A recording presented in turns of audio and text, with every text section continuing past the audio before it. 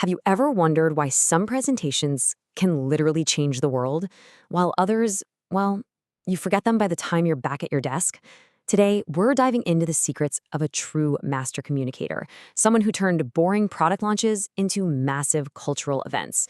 We're going from features to feelings, and it all starts with one core idea.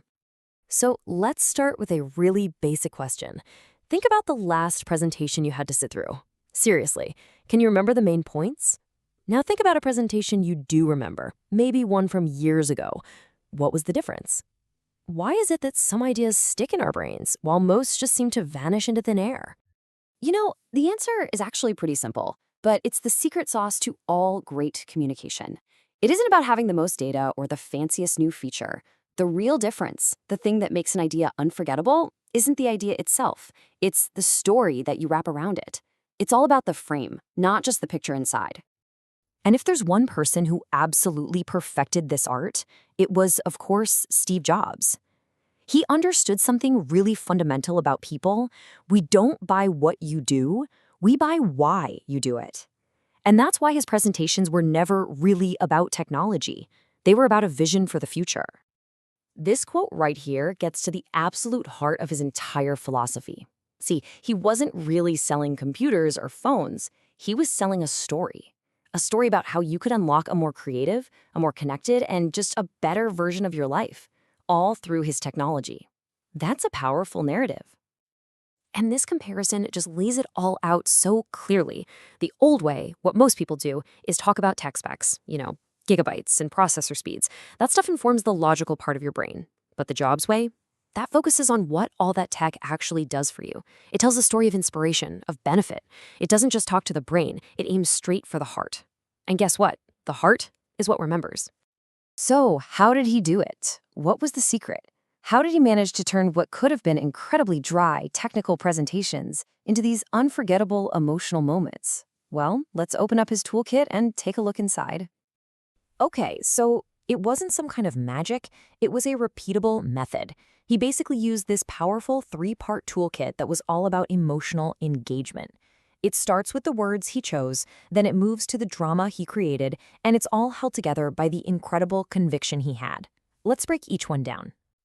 First up, his language. He would never just say, "This is a good phone." No way. He'd say it was magical or revolutionary. He picked words that had real energy, words that painted a picture in your mind and made you feel the excitement before you even laid eyes on the product. Next, the man was a master of suspense and surprise. He would build up this incredible anticipation, making you feel like you were right on the edge of some huge discovery, and then he'd hit you with the reveal. I mean, think about his famous "one more thing" moments. That wasn't just a catchphrase, it was a brilliant storytelling technique that made the finale even more powerful. And finally, the glue that held this entire thing together, his absolute, unshakable passion and confidence. You could just feel it radiating off him. This wasn't a tactic or an act. It was a genuine, powerful belief in what he was presenting. And that kind of belief, it's infectious. It just bypasses all our logic and makes the audience want to believe too. All right, so that's the what and the how of what he did. Now, let's talk about you.